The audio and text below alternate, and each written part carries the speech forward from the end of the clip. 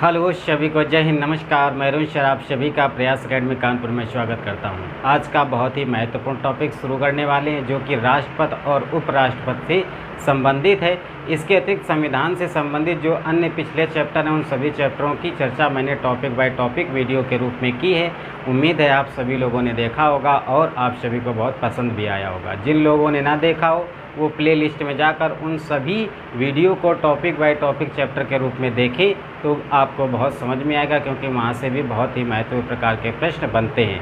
और इसके अतिरिक्त संबंधित पैड बैच भी चलते हैं। यदि आप लेना चाहते हैं तो दिए गए नंबरों पर आप संपर्क करें, आपको पूरी जानकारी दे दी जाएगी। इसके अतिरिक्त सभी क्लासें देखने के लिए आप YouTube के प्लेलिस्ट में जाइए, वहाँ पे सभी टॉपिक आपको प्राप्त हो जाएंगे। तो आज के टॉपिक पर चलते हैं जो कि है राष्ट्रपति और उपराष्ट्रपति, और इन दोनों टॉपिकों को एक साथ कंपैरिजन करके पढ़ेंगे ताकि आपको बहुत आसानी से तैयार हो जाएगा। तो आइए चलते हैं अपने टॉपिक पर और देखते हैं कि राष्ट्रपति और उपराष्ट्रपति से किस प्रकार से क्या क्या पढ़ना है और किस प्रकार से पढ़ना, कहाँ से कौन से प्रश्न किस प्रकार के बनते हैं, उन सभी प्रश्नों पर एक नज़र डालेंगे। तो राष्ट्रपति और उपराष्ट्रपति जो टॉपिक हैं, इन टॉपिक में मुख्य रूप से राष्ट्रपति से ज़्यादा प्रश्न बनते हैं और उपराष्ट्रपति से भी कुछ प्रश्न बनते हैं। तो जो कुछ भी प्रश्न बनते हैं उन सभी पर चर्चा करते हैं।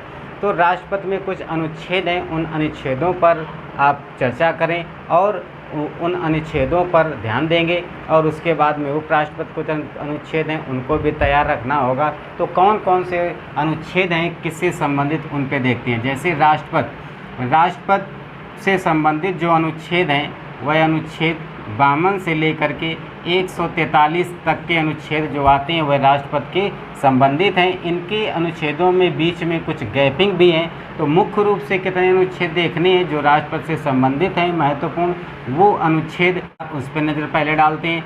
तो अनुच्छेद 52 आपको पढ़ना रहेगा राष्ट्रपति के अंतर्गत, अनुच्छेद 53 पढ़ना रहेगा, उसके बाद अनुच्छेद 54 पढ़ना रहेगा, उसके बाद अनुच्छेद 55 पढ़ना रहेगा, फिर अनुच्छेद आपको 56 पढ़ना होगा, अनुच्छेद आपको 57 पढ़ना होगा, अनुच्छेद 58 पढ़ना होगा, उसके बाद अनुच्छेद 60 पढ़ना होगा, फिर अनुच्छेद 61 पढ़ना होगा, उसके बाद अनुच्छेद 72 पढ़ना होगा, उसके बाद अनुच्छेद 85 पढ़ना होगा, उसके बाद अनुच्छेद 123 पढ़ना होगा, उसके बाद अनुच्छेद 143 पढ़ना होगा।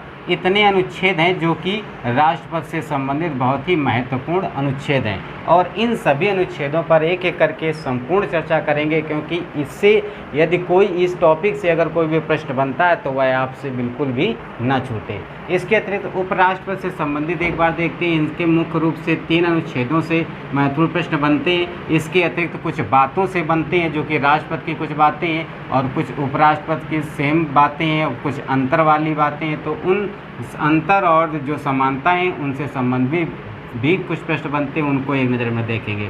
तो राष्ट्रपति से संबंधित जो अनुच्छेद आप पढ़ेंगे वह अनुच्छेद पढ़ेंगे आप अनुच्छेद 63 पढ़ेंगे, अनुच्छेद 64 पढ़ेंगे और अनुच्छेद 70।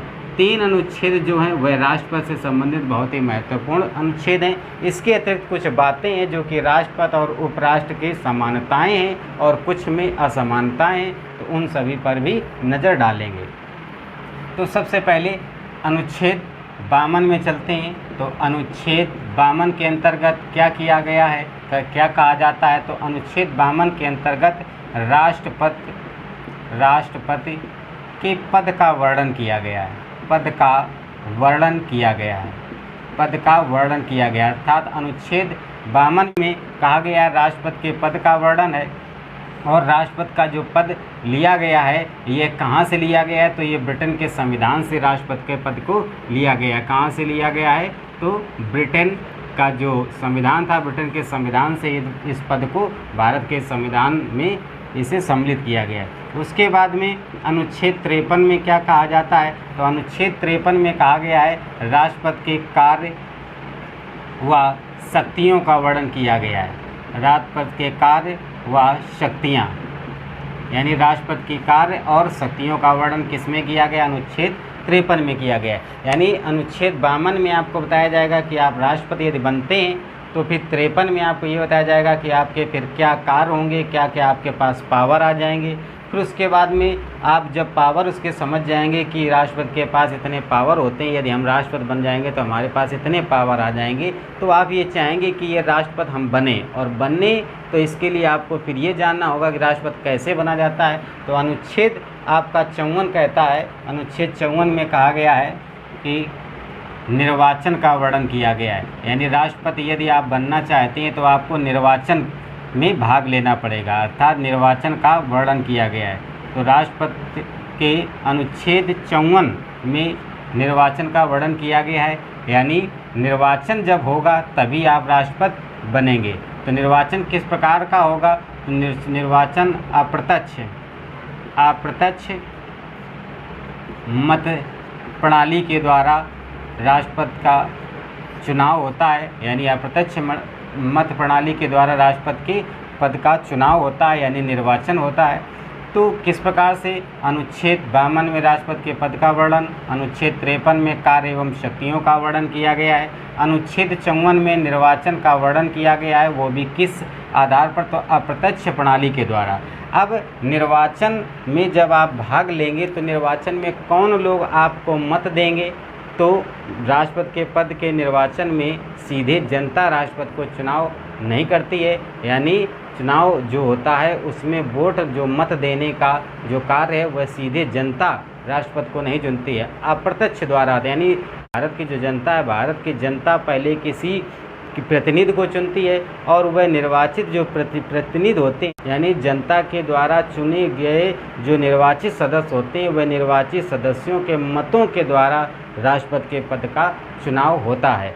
तो इसलिए इसे कहा जाता अप्रत्यक्ष मतदान प्रणाली अपनाई जाती है। और जो लोग भाग लेते हैं, जो निर्वाचित सदस्य भाग लेते हैं, उनको निर्वाचक मंडल कहा जाता है, निर्वाचक मंडल कहा जाता है। तो निर्वाचक मंडल या निर्वाचन मंडल किसे कहा जाता है? तो जो लोग राष्ट्रपति के पद में जो चुनाव में भाग लेते हैं उन्हें निर्वाचक मंडल कहा जाता है। और कौन कौन से लोग चुनाव में भाग लेते हैं?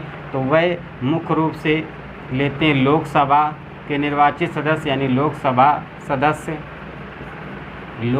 सदस्य भाग लेते हैं, राज्यसभा के सदस्य भाग लेते हैं, राज्यसभा के सदस्य भाग लेते हैं। उसके बाद विधानसभाओं के सदस्य भाग लेते हैं, विधानसभाओं के सदस्य भाग लेते हैं, यानी लोकसभा के जो जितने सदस्य होते हैं वो इनके चुनाव में भाग लेते हैं, राज्यसभा के जितने सदस्य होते हैं वह इनमें भाग लेते हैं, विधानसभाओं के सदस्य भाग लेते हैं। और किसके नहीं लेते हैं? तो विधान परिषद जो होता है, विधान परिषद के सदस्य भाग इसमें नहीं लेते हैं। और विधानसभाओं में जो संघ शासित राज्य हैं उसमें दिल्ली और पुदुचेरी के विधानसभाओं के सदस्य भी भाग लेते हैं। अर्थात राष्ट्रपति के पद के चुनाव के लिए कौन कौन लोग भाग लेते हैं? तो लोकसभा के सदस्य जो निर्वाचित सदस्य होते हैं वो लोग भाग लेते हैं, राज्यसभा के निर्वाचित सदस्य भाग लेते हैं, विधानसभाओं के सदस्य भाग लेते हैं जो विधायक होते हैं। और दिल्ली और पुदुचेरी जो संघ शासित राज्य हैं, उन संघ शासित राज्यों में दिल्ली और पुदुचेरी की जो विधानसभाएं हैं उन विधानसभाओं के सदस्य भाग लेते हैं। और इसमें जो विधानसभाएं हैं, विधानसभाएं सभी राज्य में होती हैं, लेकिन सभी राज्यों में विधान परिषद नहीं होते हैं। लेकिन कुछ राज्यों में जहां आवश्यक होते हैं वहां विधान परिषद होते हैं, लेकिन विधान परिषद के सदस्य जो राष्ट्रपति का चुनाव होता है उसमें भाग ये लोग नहीं लेते हैं। अब इन समूहों को कहा जाता है, जो ये निर्वाचित सदस्य होते हैं उन्हीं को निर्वाचन मंडल कहा जाता है। अर्थात ये जो राष्ट्रपति के चुनाव में भाग लेते हैं ऐसे सदस्यों के मंडल को निर्वाचन मंडल कहा जाता है। अब लोकसभा में जो मनोनीत सदस्य होते हैं, लोकसभा में 2 मनोनीत सदस्य होते हैं और राज्यसभा में 12 मनोनीत सदस्य होते हैं। ये जो मनोनीत सदस्य होते हैं, मनोनीत सदस्य, ये राष्ट्रपति के चुनाव में भाग नहीं लेते हैं, राष्ट्रपति के चुनाव में ये लोग भाग नहीं लेते हैं। यानी यह मुख्य रूप से देखने को मिलता है। तो निर्वाचन का वर्णन किया गया है किसमें? अनुच्छेद 54 में। और किस प्रणाली के आधार पर? तो अप्रत्यक्ष मत प्रणाली के आधार पर राष्ट्रपति के पद का चुनाव होगा। और जो चुनाव में सदस्य भाग लेंगे वो कौन से सदस्य होंगे और उन्हें क्या कहा जाता है? तो उन्हें निर्वाचन मंडल कहा जाता है। तो कौन कौन से सदस्य होते हैं? तो लोकसभा के सदस्य, राज्यसभा के सदस्य, सभी राज्यों की विधानसभाओं के सदस्य होते हैं। संघ शासित राज्यों में दिल्ली और पुदुचेरी को शामिल किया गया है, वहाँ की विधानसभाएं। और जितने भी राज्यों में विधान परिषद हैं, विधान परिषद के सदस्य भाग नहीं लेते हैं। और जो मनोनीत सदस्य होते हैं लोकसभा में या राज्यसभा में 2 और 12, ये भी भाग नहीं लेते हैं किसके? राष्ट्रपति के पद के चुनाव में। अब उपराष्ट्रपति से संबंधित भी कुछ जानकारी कर लेते हैं। तो अनुच्छेद 63 में कहा गया है कि भारत के उपराष्ट्रपति होंगे, यानी उपराष्ट्रपति के अनुच्छेद जो 63 है इसमें उपराष्ट्रपति के पद का वर्णन किया गया है, पद का वर्णन किया गया है। तो राष्ट्रपति के पद का वर्णन किस अनुच्छेद के अंतर्गत किया जाता है? तो 63 अनुच्छेद के अंतर्गत किया गया है। अब ये राष्ट्रपति का जो पद है, ये पद किस देश के संविधान से लिया गया है? तो ये अमेरिका के संविधान से उपराष्ट्रपति के पद को लिया गया है, जो कि भारतीय संविधान में शामिल किया गया है। और इसकी चर्चा किसमें की गई है? तो अनुच्छेद 63 में कहा गया है कि भारत के एक उपराष्ट्रपति होंगे।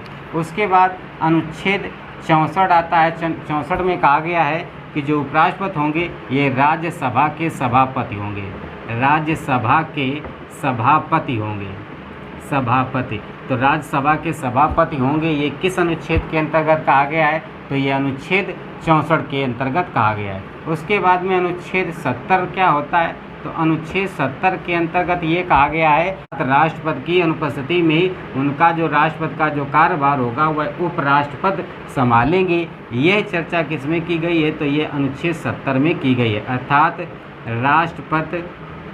राष्ट्रपति की अनुपस्थित में कार्यभार में राष्ट्रपति का कार्यभार उपराष्ट्रपति संभालेंगे, उपराष्ट्रपति संभालेंगे। ये किस में चर्चा की गई है? तो ये अनुच्छेद 70 में कहा गया है। और जब उपराष्ट्रपति राष्ट्रपति का कार्य संभालेंगे तो उस समय जो वेतन दिया जाता है वह राष्ट्रपति के बराबर उपराष्ट्रपति का वेतन दिया जाता है। अब जब ये पद उनका कार्यभार संभालने लगते हैं तो उसमें फिर यह भी कहा गया है कि वह जब कार्यभार संभालेंगे तो संभालते समय उनको ठीक 6 महीने के अंदर पुनः निर्वाचन कराना होता है, पुनः चुनाव प्रक्रिया लानी होती है, जिससे राष्ट्रपति का चुनाव होता है। यानी राष्ट्रपति की अनुपस्थिति में 6 माह तक केवल उपराष्ट्रपति उनका कार्यभार संभालेंगे। 6 माह के अंदर चुनाव कराना होगा, चुनाव करा करके राष्ट्रपति नियुक्त किए जाएंगे। तो इस प्रकार से देखते हैं। तो यहाँ पे चर्चा की गई। तो अब आगे चलते हैं, आगे देखते हैं कि किस प्रकार से और अनुच्छेद में क्या कहा गया है। तो आपने देखा अनुच्छेद 52 में राष्ट्रपति के पद का वर्णन, 53 में कार्य एवं शक्तियों का वर्णन, अनुच्छेद 54 में निर्वाचन का वर्णन किया गया है। और अनुच्छेद जो 55 है, अनुच्छेद 55 में कहा गया है निर्वाचन की रीति के बारे में बताया जाएगा। निर्वाचन की रीति का वर्णन किया गया है, रीति का वर्णन किया गया है। अर्थात 54 में निर्वाचन का वर्णन किया गया है कि राष्ट्रपति का निर्वाचन होगा तब राष्ट्रपति की नियुक्ति होगी, राष्ट्रपति के पद पर आप उपस्थित हो पाएंगे। और उसी के ठीक बाद में अब निर्वाचन का वर्णन तो 54 में किया गया, लेकिन निर्वाचन किस प्रकार का होगा उसका वर्णन, यानी निर्वाचन की क्या रीति होगी, रीति का वर्णन किया गया है अनुच्छेद 55 में। तो क्या कहा गया है अनुच्छेद 55 में, उसको देखते हैं। तो अनुच्छेद 55 में कहा गया है कि राष्ट्रपति का जो चुनाव होगा वह अप्रत्यक्ष गुप्त मत प्रणाली पर आधारित होगा, मत प्रणाली द्वारा होगा। और किस प्रकार का होगा? तो समानुपातिक प्रतिनिधित्व मत प्रणाली के द्वारा मत प्रणाली पर आधारित होगा। किस पर आधारित होगा? तो समानुपातिक प्रतिनिधित्व मत प्रणाली पर आधारित होगा, या इसी को कहा जाता है एकल हस्तांतरित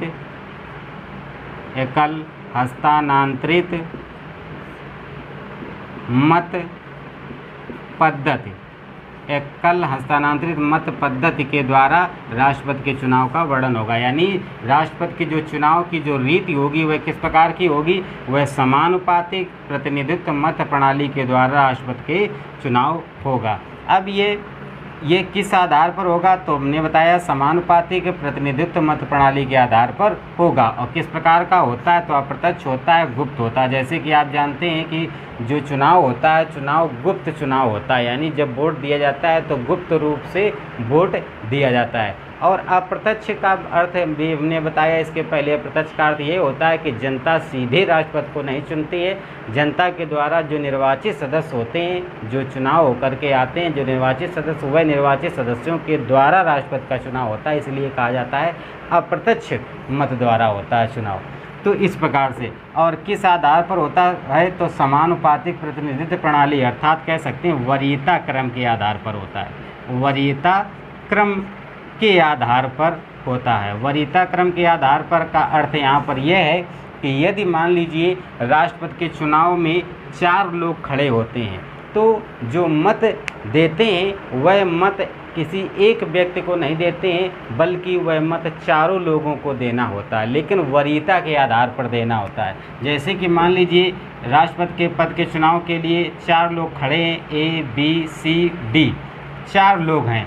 तो जब कोई भी मत देने जाएगा, अर्थात वोट देने जाएगा, तो वोटिंग में सभी लोगों को वोट दिया जाता है, केवल वरीयता के आधार पर। जैसे 4 लोग हैं जो कि राष्ट्रपति के पद का चुनाव में लड़ रहे हैं, तो चारों लोगों में हम चाहते हैं कि हम फर्स्ट को बी कैंडिडेट को पहले वरीयता दें, तो हम इनको पहले वोट देंगे। उसके बाद में फिर हम चाहते हैं ए नंबर को वरीयता दें, तो इनको सेकंड मत देंगे। उसके बाद हम चाहते हैं कि सी बने, तो इनको थर्ड मत देंगे। उसके बाद में अगर हम चाहते हैं कि फिर डी लास्ट में, तो इनको फोर्थ मत देंगे। यानी हमने सबसे पहले इनको वरीयता दी, उसके बाद सेकंड नंबर इनको वरीयता दी, उसके बाद थर्ड नंबर इनको और फोर्थ नंबर इनको। यानी सभी को मत देना होता है, बस वरीयता के आधार पर। इस प्रकार से तो ये वरीयता क्रम के आधार पर जो निर्वाचन की जो रीत होती है, ये वरीयता क्रम पर आधारित होती है, जो कि हमने बताया समानुपातिक प्रतिनिधित्व मत प्रणाली के द्वारा राष्ट्रपति का चुनाव होता है। अब इसमें जो कैंडिडेट 50% + 1 यानी आधे से अधिक वोट जो प्राप्त करता है, उस कैंडिडेट को राष्ट्रपति का वह चुनाव जीत जाते हैं और राष्ट्रपति वह बनने के योग्य हो जाते हैं, अर्थात राष्ट्रपति के पद बनने योग्य वह विजयी हो जाते हैं। तो कितना वोट इनको पाना होता है? तो 50% + 1 यानी कुल मत का आधे से अधिक जब आप प्राप्त करेंगे तो राष्ट्रपति के पद पर आप नियुक्त होने का, राष्ट्रपति के पद आप हासिल करने योग्य हो पाएंगे, अर्थात विजयी हो पाएंगे। तो इस प्रकार से निर्वाचन की रीति की चर्चा की गई है। अब आगे चलते हैं अन्य अनुच्छेदों पर। तो आपका अनुच्छेद अभी आपने देखे, कौन कौन से अनुच्छेदों को आपने देखा? तो आपने देखा 52 देखा, 53 देखा, 54 देखा, 55 देखा। और एक बार फिर से नज़र डालते हैं 52 में किसके क्या बात की गई है? तो 52 में राष्ट्रपति के पद का वर्णन किया गया है। 53 में किसकी चर्चा की गई है? तो 53 में चर्चा की गई है कि इनके कार्य और शक्तियों का वर्णन किया गया है। 54 में किसकी चर्चा की गई? तो 54 में इनके यानी निर्वाचन का वर्णन किया गया है कि राष्ट्रपति बनने के लिए आपको निर्वाचन प्रणाली से गुजरना होगा। 55 में निर्वाचन की रीति की बात की गई है, जो कि निर्वाचन की रीति किस प्रकार की होगी? तो समानुपातिक प्रतिनिधित्व मत प्रणाली के द्वारा होगा और वरीयता क्रम के आधार पर चुनाव होगा, चुनाव की ये रीति होगी। तो इस प्रकार से उसके बाद में चलते हैं अब अनुच्छेद 56 की ओर। अनुच्छेद 56 की ओर चलते हैं। तो अनुच्छेद 56 में चर्चा की गई है। तो अनुच्छेद 56 में राष्ट्रपति के पदावधि की चर्चा की गई, पदावधि का वर्णन किया गया है।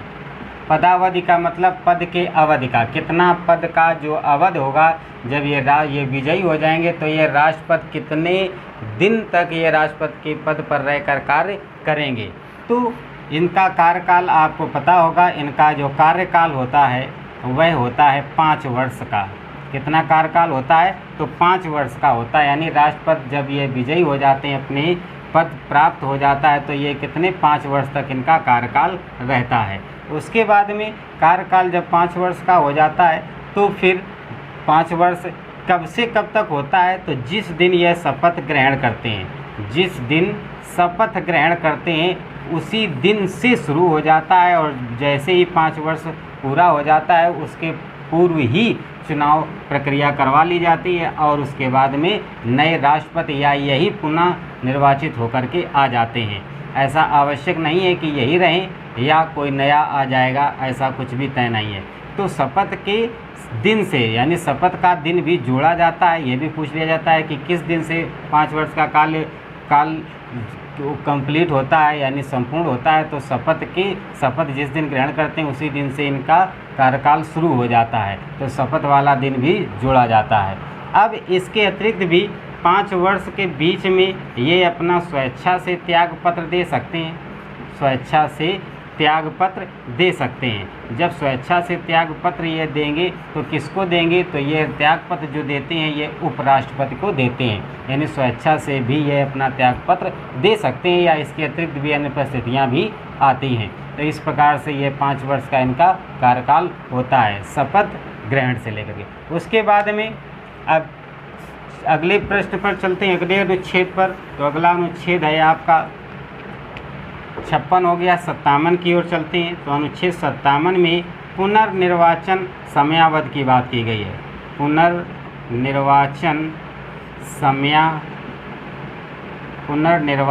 समयावधि, पुनः निर्वाचन की समय की अवधि की बात की गई है। तो पुनः निर्वाचन के लिए यानी कोई समय है या नहीं है, यानी राष्ट्रपति एक बार बन चुके हैं, क्या ये दोबारा राष्ट्रपति बन सकते हैं या कितनी बार बन सकते हैं, इसकी कोई समय सीमा तय है क्या? तो ऐसी कोई समय सीमा तय नहीं है, यानी अनिश्चितकालीन, यानी कभी भी किसी भी समय जब तक वह चाहें तब तक वह राष्ट्रपति पद पर रह सकते हैं, लेकिन उन्हें प्रति 5 वर्ष के अंतराल में ये चुनावी प्रक्रिया से गुजरना होगा। बाकी उसकी कोई समयावधि तय नहीं है, यानी स्वेच्छा से जब तक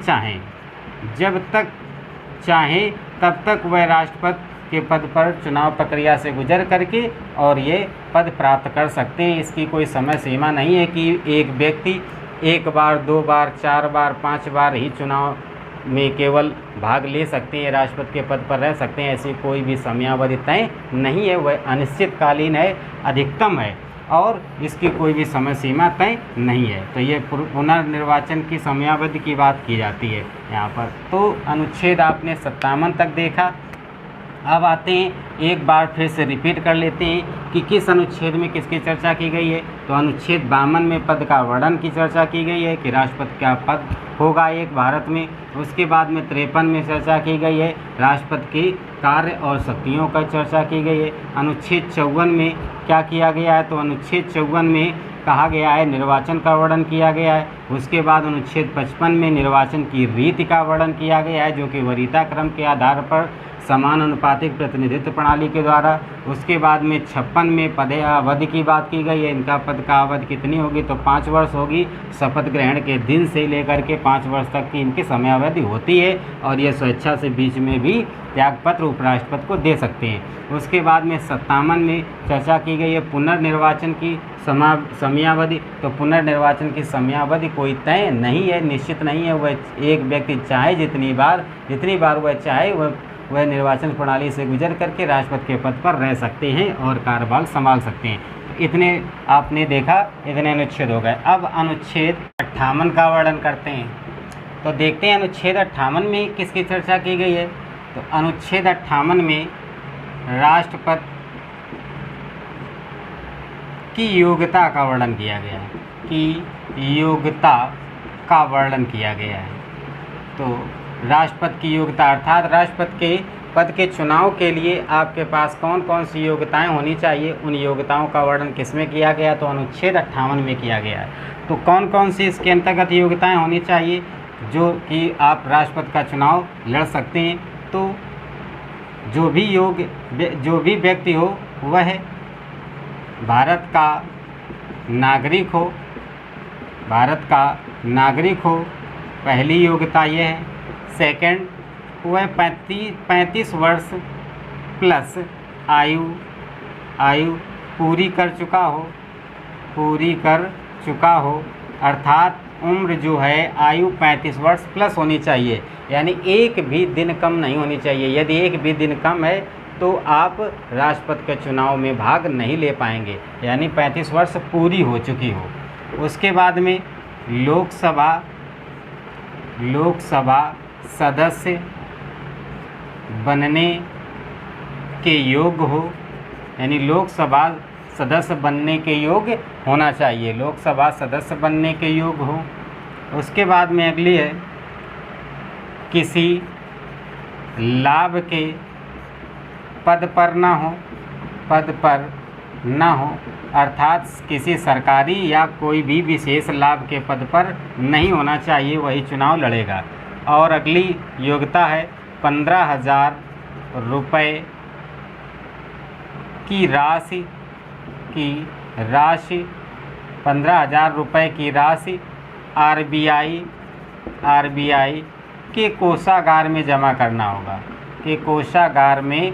जमा करना होगा, अर्थात 15,000 रुपये की राशि आरबीआई के पास में उसके कोषागार में जमा करना होगा सिक्योरिटी के रूप में। ये जो 15,000 रुपये जमा की जाती है, यदि आप जीत जाते हैं या बहुत अच्छे मत यदि आपको प्राप्त होते हैं तो ये जमानत राशि जो होती है ये आपकी वापस हो जाती है, और यदि आपको मत उतने बेहतर नहीं मिल पाते हैं तो ये जमानत राशि जब्त हो जाती है। कब जब्त हो जाती है, तो ये मत जो हैं वह 1/6, अगर कुल सदस्यों के 1/6 मत से अगर कम मत आपको प्राप्त होते हैं तो यह जमानत राशि जब्त हो जाएगी, और 1/6 के ऊपर अगर मत आपको प्राप्त होते हैं या आप विजयी हो जाते हैं तो ये 15,000 रुपये की राशि आपकी वापस हो जाती है। उसके बाद में ये योग्यताएं हैं मुख्य रूप से। अब इतनी योग्यताएं तो एक आम व्यक्ति के पास आसानी से हो जाती हैं, तो क्या सभी राष्ट्रपति का पद का चुनाव लड़ लेंगे? तो ऐसा बिल्कुल भी नहीं है। इसकी जो योग्यता है वह बहुत विशेष योग्यता है, वह यह है कि आपके पास 100 अनुमोदक व 100 प्रस्तावक होना चाहिए। 100 अनुमोदक और 100 प्रस्तावक होना चाहिए। अब ये 100 अनुमोदक 100 प्रस्तावक क्या होते हैं? तो 100 अनुमोदक 100 प्रस्तावक का अर्थ ये है कि आपके पास में 100 जो लोकसभा या राज्यसभा के जो निर्वाचित सदस्य होते हैं वह 100 सदस्य आपके पास में आपके पक्ष में 100 लोग लिखित रूप में आपके पक्ष में होने चाहिए और 100 लोग मौखिक रूप से आपके पक्ष में होनी चाहिए। वह 100 अनुमोदक और 100 प्रस्तावक उनको कहा जाता है। तो ऐसे 100 लोग होने चाहिए आपके पास। अब जो राष्ट्रपति की योग्यताएं हैं, यही पूरी योग्यताएं उपराष्ट्रपति के चुनाव के लिए भी होती हैं। कुछ अंतर है, वह एक अंतर है केवल इतना कि ये जो 100 अनुमोदक और 100 प्रस्तावक जो योग्यता है राष्ट्रपति में, वह उपराष्ट्रपति में ना होकर के वह केवल 100 की जगह यहाँ पर 20 अनुमोदक और 20 प्रस्तावक यहाँ पर होने चाहिए आपके पास। बाकी सभी योग्यताएं वही हैं जो राष्ट्रपति की हैं, केवल उपराष्ट्रपति में एक योग्यता का अंतर रहता है, बदल जाती है। इसमें 100 अनुमोदक और 100 प्रस्तावक होने चाहिए, इसमें आपके पास 20 अनुमोदक और 20 प्रस्तावक होने चाहिए, यानी 20 लोग लिखित रूप में आपके पक्ष में हो और 20 लोग मौखिक रूप में आपके पक्ष में हो, और वो भी कौन लोग? जो निर्वाचित सदस्य होते हैं, अर्थात लोकसभा या राज्यसभा के सदस्य, ऐसे लोग। तो ये थी योग्यताओं को देखा अभी आपने अनुच्छेद 58 में। अब अगले अनुच्छेद की ओर चलते हैं। तो अनुच्छेद 58 तक देख लिया, अनुच्छेद 60 में चलते हैं। अनुच्छेद 60 में किसका वर्णन किया गया है? तो अनुच्छेद 60 में राष्ट्रपति के शपथ का वर्णन किया गया है। शपथ का वर्णन किया गया है। शपथ यानी राष्ट्रपति शपथ जो लेते हैं वह किस अनुच्छेद के तहत लेते हैं, तो अनुच्छेद 60 के तहत राष्ट्रपति शपथ लेते हैं। अब ये जो शपथ ग्रहण करते हैं वह किसके समक्ष ग्रहण करते हैं, तो राष्ट्रपति जो शपथ ग्रहण करते हैं वह सुप्रीम कोर्ट के मुख्य न्यायाधीश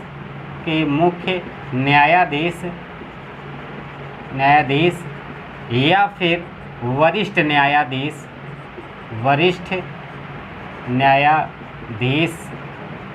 अथवा हाई कोर्ट के मुख्य न्यायाधीश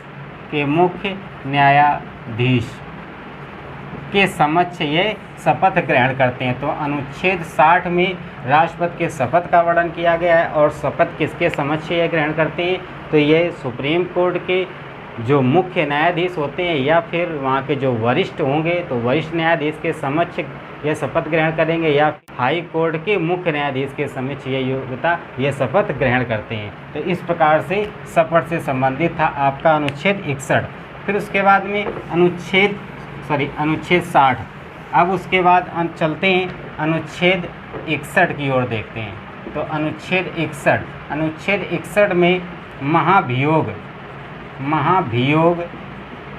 का वर्णन किया गया है। महाभियोग क्या होता है, तो यदि राष्ट्रपति अपने पद पर रह करके यदि वह किसी भी संवैधानिक प्रक्रियाओं का उल्लंघन करते हैं तो उल्लंघन करने पर इनको इनके पद से हटाया जाता है। हटाने के लिए जो प्रक्रिया अपनाई जाती है उस प्रक्रिया को महाभियोग की प्रक्रिया कही जाती है। और महाभियोग लगाने के लिए राष्ट्रपति के ऊपर महाभियोग प्रक्रिया से हटाने के लिए इनको तो महाभियोग का प्रस्ताव ले जाया जाता है, जो कि राज्यसभा या लोकसभा किसी भी सभा में इनके महाभियोग के लिए प्रस्ताव ले जाया जाता है। प्रस्ताव ले जाने से पहले इनको सूचित करना होता है, अर्थात 14 दिन पूर्व इनको सूचना देनी होती है महाभियोग प्रक्रिया लाने के। तो महाभियोग प्रक्रिया लाने का जो वर्णन किया गया है वो किस में किया गया है, अनुच्छेद 61 में किया गया है। उसके बाद में अगला अनुच्छेद देखते हैं। अगला अनुच्छेद है आपका 72। अनुच्छेद 72 में किसका वर्णन किया गया है, तो अनुच्छेद 72 में क्षमादान शक्ति का वर्णन किया गया है। क्षमादान शक्ति का वर्णन किया गया है, जो कहाँ किया गया है, वह अनुच्छेद 72 में किया गया है। अर्थात अनुच्छेद 72 के द्वारा राष्ट्रपति के पास ये शक्ति होती है कि यदि कोई भी भारत का नागरिक है, यदि वह कुख्यात अपराध कर देता है तो उसको क्षमादान करने की शक्ति जो है वह किसके पास है, तो वह है किसके पास, राष्ट्रपति के पास। तो ये किसका वर्णन किया गया इसमें, किस अनुच्छेद में, तो अनुच्छेद 72 में क्षमादान शक्ति का वर्णन किया गया है। अब उसके बाद में अगले अनुच्छेद पर चलते हैं। अनुच्छेद 85। अनुच्छेद 85 में कहा गया है कि लोकसभा का विघटन या फिर सत्र बुलाना या फिर सत्रावसान करने की चर्चा की गई है। यानी अनुच्छेद 85 के तहत यह लोकसभा का विघटन कर सकते हैं या लोकसभा में सत्र को बुला सकते हैं। सत्र बुलाने का अधिकार कौन अनुच्छेद देता है, तो 85। या फिर लोकसभा में जो सत्र बुलाते हैं उसके सत्रावसान करने की जो शक्ति है, इस शक्तियों का वर्णन किसमें किया गया है, तो अनुच्छेद 85 के तहत किया गया है।